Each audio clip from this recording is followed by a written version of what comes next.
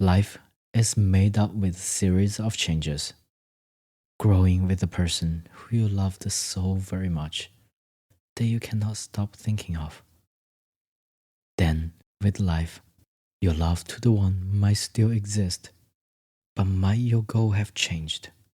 Should you stay to repay the love, or should you depart and continue your life to find what you had dreamed of? Hello, fellow humans. This is Lots of Hope. Welcome to this episode of The Living Journey, where we escape and explore life in an alternate universe. Thank you for your support. Now, let's decompress. Materialist. Have you thought that you would get married in the same church where the most famous Gilded Age Billionaire married into the British monarchy? Maybe not. But standing at the altar, surrounded by admiring rich and famous guests, marrying your perfect husband was a dream that you don't want to wake up from. Before you stumbled into this perfect union, you had no idea how your life in the city would be. Landing in the big city, dragging a large beat-up suitcase, and arrived at your tiny studio apartment for the very first time. Although the sweat dripped down from your forehead had soaked your t-shirt through, you just felt so very good to be at the exact place where you wanted to be. The next day, you meet up with your boyfriend since high school, who drove the car for hours to save the vehicle delivery fee. When you were cooking pasta, anticipating his arrival, you heard him honking the car horn, and you quickly put down the wooden spoon, turned off the fire, and ran towards the window. Peeking your head out of the window, seeing that handsome face with the tanned muscular arm waving at you, you couldn't help but smile with all your teeth. A bit of time later, following the smell of the wonderful dinner, he walked up the 5-story apartment building with his beat-up suitcases. You had already opened the door and leaned your face against the frame to smile and welcome him to the new apartment. If happiness has a scent, it will be a home-cooked grandma original recipe pasta sauce. The only loving treasure from your original family that still exists. Kissing the gentle, sexy construction worker, you pulled his built muscle into the room and enjoyed the intimate wonder. Moving to the city was fun, experiencing new things around town, pursuing different career opportunities, and surviving to thrive. But the big city is brutal. When the whole continent was dealing with baby formula shortages, you see the supermarket that you go to, which was fully stocked with a jacked up price, of course. Seeing a casually suited man pushing a cart by the shelf without looking at the price at all, sweeping the whole shelf of goods into the cart. Just as he was leaving, an exhausted couple carrying their baby rushed by the shelf. Seeing the empty shelf, being disappointed, but seeing the full cart of their needed items, they begged for a couple of them to spare. But he refused and denied the desperate request. With one of his steps out towards the checkout, you rushed up, blocking his car, and the metal basket with the wheels stopped, creating a quiet roar, pretending to be polite, but aggressively asked, "Please show some mercy, unless you are feeding a football team. What you have here is going to last you for a long while." With an expressionless face, looking down towards you and pulling down his sunglasses, using a pair of beautiful eyes to stare at you, you can see his eyebrows were carefully maintained, and him charmingly said to you, "Yeah, you are right," and then passing over 4 heavy cans. The couple looked at the price and refused, telling you that they can only afford 2 of them. He put back the cans into his cart, as you thought he was going to humiliate the couple with a snarky comment. Before you exploded into an erupting volcano, he quietly said, "I will help you. You just need to pay for the 2 cans that you can afford. It's awful for them to mess up the price like that anyways." You were stunned. The fire you were going to scorch him with turned your face burning red, jealous of the capacity of his deep pocket to be generous. You couldn't say much, but went back to your strict shopping list. Knowing the exact cost of your cart, portioning out the food, not counting pennies to survive, but accumulating savings was tough. However hard you try to forget about the small town, sometimes you do think about it. With very few opportunities, not much of a chance to save up money, but the life was peaceful and slow. You did find living in the big city is slowly addicting you to its magic. Maybe it is the endless advertisement everywhere that you look. Trying to enjoy a stray artistic mural on the side of a building, you realized it was just a commercial for hair products. Being frugal while trying to take care of yourself, maintaining the clean and tidy appearance, while saving money on expensive salon visits by dyeing your hair, thrifting and browsing quality clothes based on fashion magazines, and cooking as much as possible to save money on takeouts. With your boyfriend, sometimes go on walk and coming back home in an odd hour. As he quietly walked out of the studio apartment, you always try to pretend to be asleep, so he doesn't feel guilty about waking you up. Appreciating the gestures, you sometimes fell back asleep with a smile on your face. Trying to save up money to be able to afford an apartment of your own, getting married, and have a fun future in the city. But the speed of the savings accumulating just couldn't be slower. In the beginning, there are times that an accidental parking ticket can set your monthly goal way back. Then your boyfriend sent the car back to the small town, with situations slowly taking shape, finding better jobs and better pay, getting more savings in. You thought life had become better. But with student loans paid, rents paid, and money for retirement saved, by the year end, you had grown exactly 1% closer to your goal of having the down payment for an apartment where you think you can get ready for marriage and have a family of your own. Frequently gossiping with your friends at work, you sometimes talk to them about materialistic treats. You were surprised that within a year of living in the city, you had learned from them about brands and labels in fashion, watches, and even beddings. Never rode a horse, even when you had seen people coming into your small town on horses and buggies. You had never carefully inspected their saddles. But now, you know which European fashion lifestyle brands makes the most expensive saddles, hand-stitched with crocodile leathers.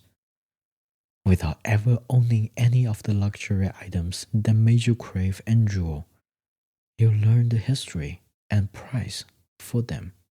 A small part of you wants to touch what they called butter-like leather, and another part of you want to pretend to enjoy having a quiet life with your boyfriend, enjoying your peaceful, unassuming life. When a client walked into your interior design studio, you received the client and took him to an empty conference room. "I'm sorry, do I know you?" the client asked. And you suddenly realized this very, very important hotel heir who has to be carefully pampered as he is going to be a very important client. He's the baby formula guy from the supermarket. Before you could say anything, he continued, "The baby formula." You awkwardly smiled. Yes, that was me. Telling you that because of you, he had to travel 30 more minutes around the city to find a replacement for extra cans of baby formula. You were confused. Telling you what happened was that his baby sister got the newborn baby, but because she worked too hard, she never got a chance to relax and organize. When she realized she completely forgot about the baby formulas, she freaked out, and he had to step in. He wasn't going to give out the baby formulas, but you stunned him. He said, "The most adorable person stepping up to do the good deed." I couldn't resist.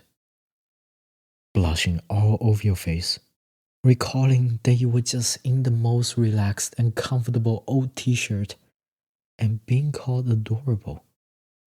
You almost didn't know how to finish the presentation. He just giggled and smiled at everything you prepared to make the boring presentation more entertaining. And the time passed by so fast.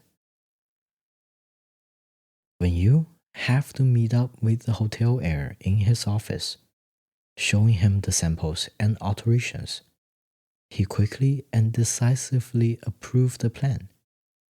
Before you leave, looking at his face, a handsome, chiseled chin, shirt with no tie, button undone, exposing a silver necklace on the seductive collarbone. And before leaving the office building, you received a text from him, thanking you for coming and helping him to finish the job. The next time you saw the heir was a month later. He was on the news, sitting next to your boyfriend, who used to be an athlete. Leaning on his tattooed muscled arm, you relaxed a bit, complimenting on his arm getting bigger. He proudly flexed his biceps, causing your head to bounce. And you both laughed. You told your boyfriend that the heir was one of your clients, and he commented negatively on the heir, restructuring the company, causing over 1,000 jobs to be lost, which also caused the hotel stock to soar. That night, in your boyfriend's cuddle, you thought about how you met the heir and how the slightly arrogant guy had been treating you nicely ever since. You couldn't help but wonder about different romantic scenarios, as if you were watching a bunch of rom-coms all at once. In your heart, you resent that there might be 1,000 families going through sleepless nights. But you can also understand the reason why the heir's restructuring of the company was probably necessary for his company's growth. You went back and forth, debating against yourself, while you enjoyed lucid dreams of the elegant, dreamy heir, hugging, kissing, and connecting with you, while you slept soundly in your working class, compassionate boyfriend's arms, who you once swore to your small town best friends that you would be married to once the life in the city settled down. On your design firm's early Christmas party, you dropped half a month's rent worth of cash on the attire. After being incited and peer pressured by your coworkers. You cannot come with your cheap thrift. It's a very, very important event. We basically invite everybody important, even the hotel heir RSVP'd. And unfortunately, Before you left the studio apartment with your extremely unaffordable outfit, your boyfriend found out the cost, and that caused a huge fight. Your boyfriend decided to stay at home instead of going to the party with you. Feeling extremely down, you walked down the stairs while your boyfriend regretted the fiery treatment, trying to adjust your mood while walking down the old squeaky stairs. You presented yourself to your coworkers, who were kind enough to come around and pick you up. The whole night, you couldn't focus on having fun. Your mind was dunked on the mood to wait for your boyfriend's text. But for hours, no messages had ever been received. And even worse, one handsy client who got slightly drunk started to harass you, cornering you into the corner of a bar, quickly balancing your career and the consequences of pushing him away aggressively. You couldn't bring your hands to shove him away. While you were holding the phone, waiting for your boyfriend's text, you realized the heir had texted you, and his number should still be saved in your phone. Within 1 minute of texting him, the heir came, pushed away the handsy client, and dragged you away. Running out of the venue, he took you, escaped to the rooftop of the building. You questioned how he had acquired the passcode to the locked metal door. He casually told you that his family partially owns this building and it is under his portfolio to manage. Having the code for the private view of this beautiful city is an amazing privilege. You didn't know how the things progressed as the shooting star slipped through the starry night and the chill wind blew across the city. You couldn't help but shiver, and the heir took off his blazer jacket and put the blazer on your shoulders to keep you warm. Seeing him shivering in the cold, you leaned towards him, gesturing him to bend down a bit to share the jacket while warming each other up with each other's body temperature. Oddly, either of you was willing to leave the rooftop. You kept on telling yourself that you enjoyed the city view way too much, especially with the historical church not far away from you, from the angle that you had never seen before. But your heart tells you that you cannot resist the attraction from this arrogant heir, who only treats you with kindness and affection. Without speaking for an hour, you just cuddled and warmed each other up while enjoying the city, falling asleep. You both called the night in sync.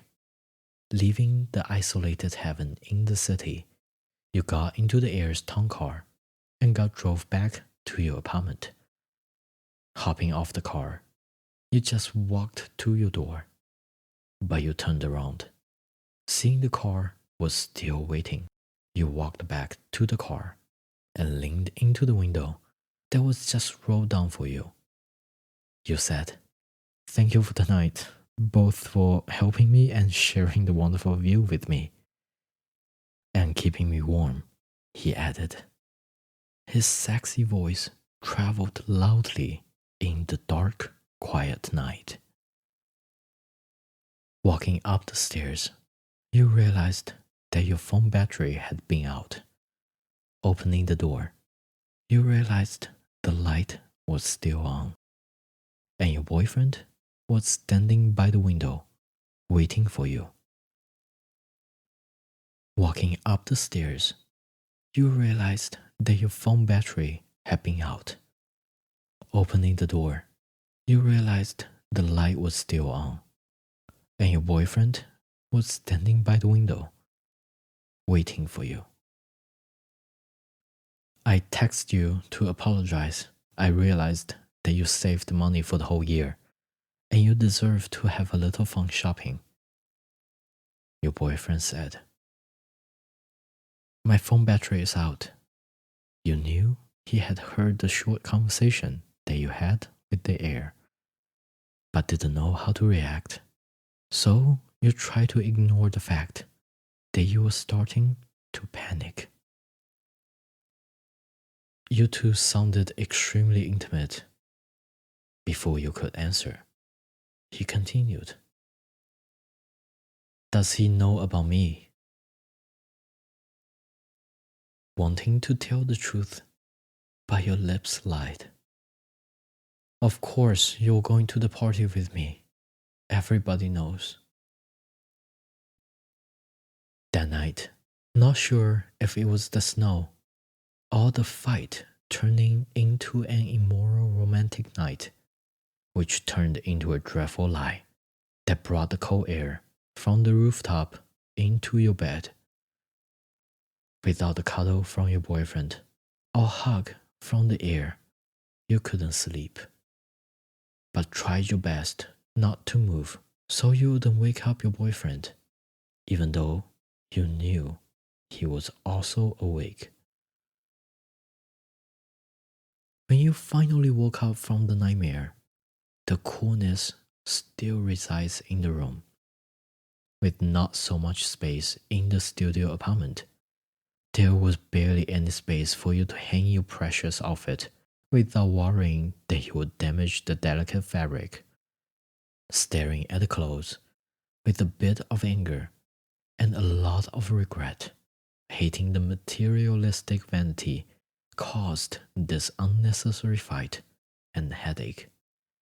However, a devil whispered in your ears, telling you how good and how delightful the rooftop experience felt, even though that might have caused your boyfriend to silently slouch on the couch. With the Cold War extended to the new year, your boyfriend went back home to visit his family. Since you don't have any desire to go back to the town that brought you so much trauma and left you heartbroken, craving a stable family like you had seen on TV and movies, you stayed in the city where your fantasy resides. Walking alone in the park with your thick scarf and a warm vintage cashmere coat that you had thrifted by luck, you couldn't help but walk towards the grand cathedral. Standing on the street, looking around to find the heir's building, trying to retrieve the only bit of warmth from the last couple of days. But the memories that you had were rushed out by the noisy street and the busy passengers, and the view was blocked by the immediate buildings, trapping you inside of the city block, yet desperately trying to fit in. Walking along the park, wandering on the street where things appear to be a bit of a mess, towards wherever the wind blows you, and suddenly the heir, wearing his suit, rode a literal white horse and appeared in front of your eyes. Seeing you standing confused and stunned, he rode the horse by you, reached his hands out to you, and dragged you up the horse, riding with the white horse and the heir, crossing the street while all the cars paused for you, and the heir joked to wave your hands with him, like you were loyal, and you both couldn't stop laughing. After sending the escaped horse back to the park carriage rider, before you could speak, he asked if you were free for the New Year's Eve. He decided to stay alone, but regretted it at the last minute. Before reining the horse back, he was departing for the airport to the south, where his family was. You told him that you were going to be alone in the apartment and had no plans but watching movies. So he said, "I can cook for you if you want to come to my place for the movies." When your boyfriend returned, with a bit of awkwardness, he asked you if you had a good New Year in the city. You nodded your head, omitting the delicious homemade steak dinner and the fun movie marathon makeout session with the heir in the cozy two-story tall living room next to the snow-covered backyard, where you imagined about a summer barbecue, inviting jealous friends from work and new so-called friends from whatever fundraiser and social events that you had made. Having the first meal together with your boyfriend since the new year. Although it is still tasting amazing, your grandma's secret recipe got completely ruined by the restless desire to have an improved life and the struggle to depart the life that you have been enjoying for the past decade. Simultaneously, you have no idea if the heir, who has the ability to provide you with a family that you wanted to have, has been saving the money to have, has been working so very hard to have, just not sure if he wants to provide you with the chance to share the opportunity with him, and hurting your boyfriend, who you loved. Oh, the heir, who you barely know and might be attracted to and are definitely excited about. With your mood and moral both in limbo, you barely had any food. When your boyfriend came to your side, gently trying to make you feel better with his touch, the guilt boiled and burnt your heart even more, as if his big hands had been soaked in holy water. You couldn't jump off the chair fast enough.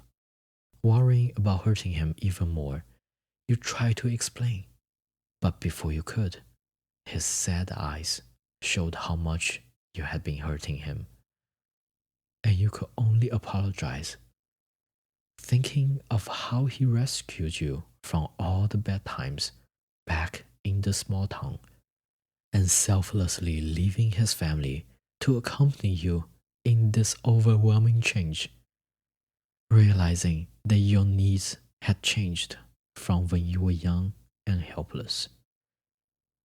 Selfishly asking him to come to the city with you, which he still has a call with his family almost every 2 days.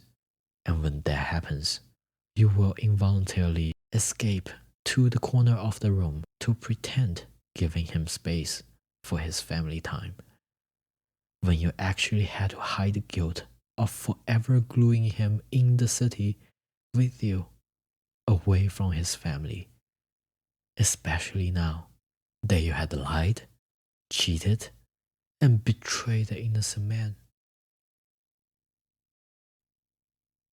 Breaking up with your boyfriend was super hard. You didn't tell him the part that what you had experienced with the heir was the ignition that exploded this puppy love.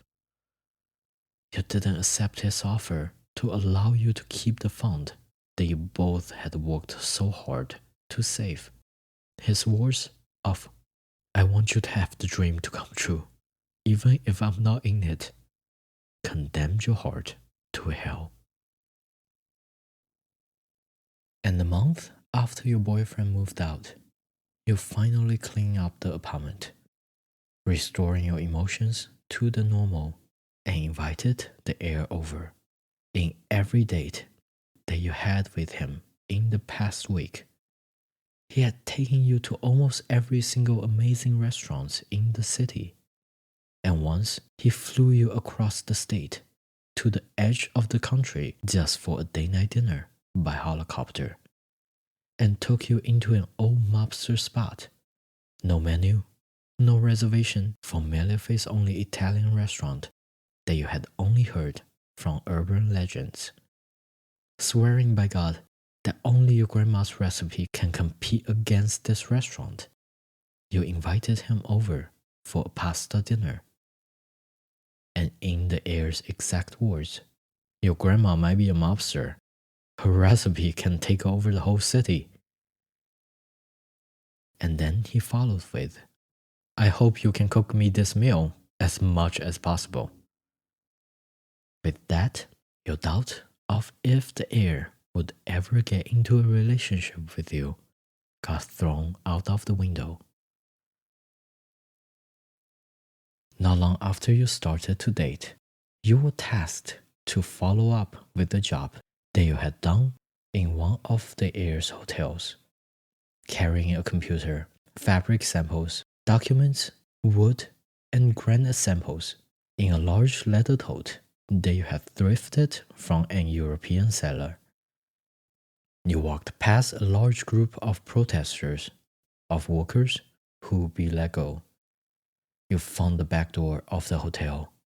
Seeing there was an additional protester, disguised as a parking authority, waiting by the back door, you sent a text to let the heir notify the hotel security team about the situation in the back, then walked in to start the job.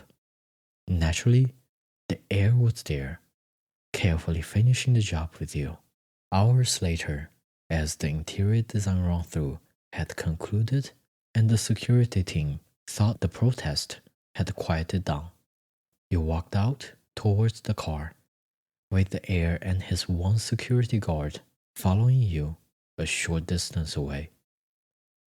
With lots of phones and cameras pointed towards the front entrance, you held a binder to cover your face, blocking half of your sight while walking towards the car.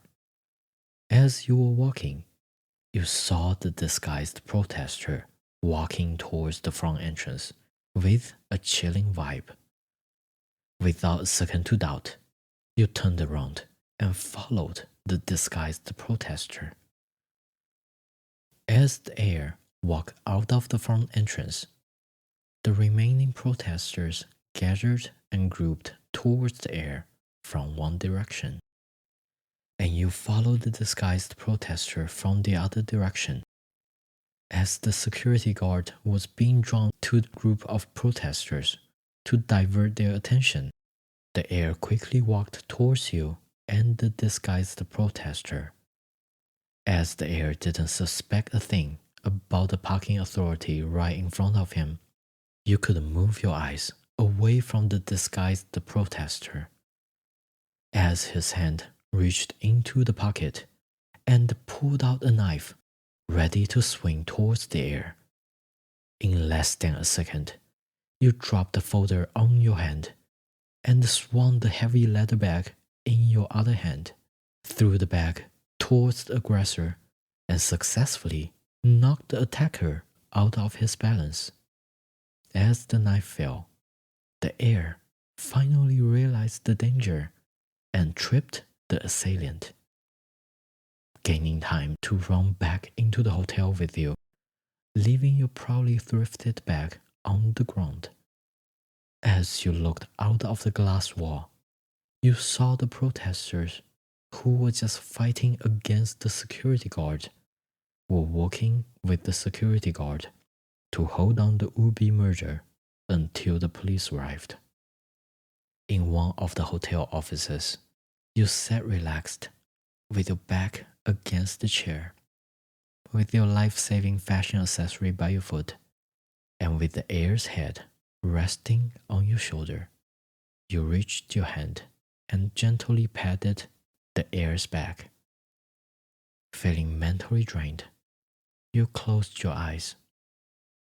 In silence, you heard the heir open his mouth and hesitated to speak to you.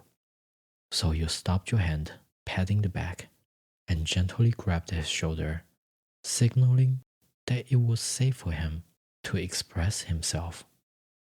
I met you when you forced me to do the good deed.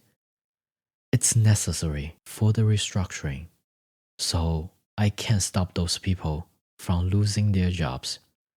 Is there anything that I can do?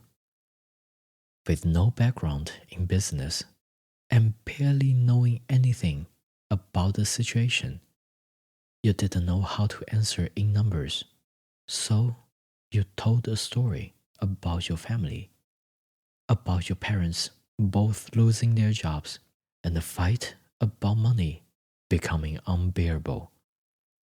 Living in the small town, everyone knew about your family, especially for those who were youthful and immature. How they made fun of you for not being able to afford school lunch, that you wore the same clothes every day, that your parents both got fired and had to move back in with your grandma. And one day, the words of humiliation about your hunger in school traveled to your parents, and that caused the biggest fight ever. And your grandma's house became quiet, never wanting to hear your parents fight again, but never hearing your parents talking to each other ever again left a huge hole in your heart. You suggested, "There's not much you can do, but if it was me, that I was never hungry during school, and I could have my parents continue to fight about everything else." Following your suggestion, the heir's publicity and legal team set up a foundation to help with school hunger, and the heir's short speech at the news conference was touching. Giving you a hug on the way down the stage, your relationship solidified even more. Dating the heir was the dream come true. You never revealed that when you first met the heir, you had your boyfriend.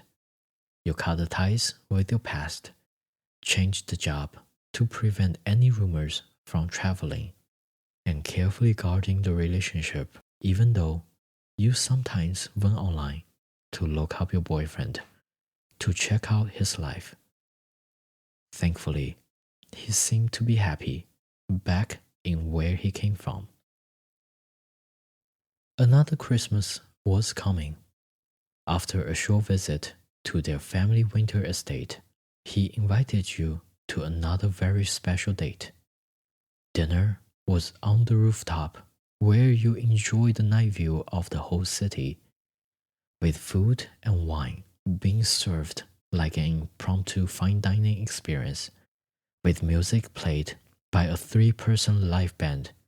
The heir proposed to you, promising that he would build a family that you had been craving for since you were a child, with financial stability or even luxury, a warm home, satisfying meals, and a partner who you can depend on. So, you said yes.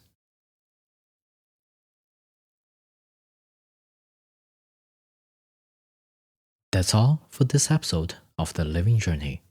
I truly am grateful for your time. Feel free to leave your reviews. Please like, follow, or subscribe. Do share this show so we can grow together. Until next time, lots of hope. Signing out.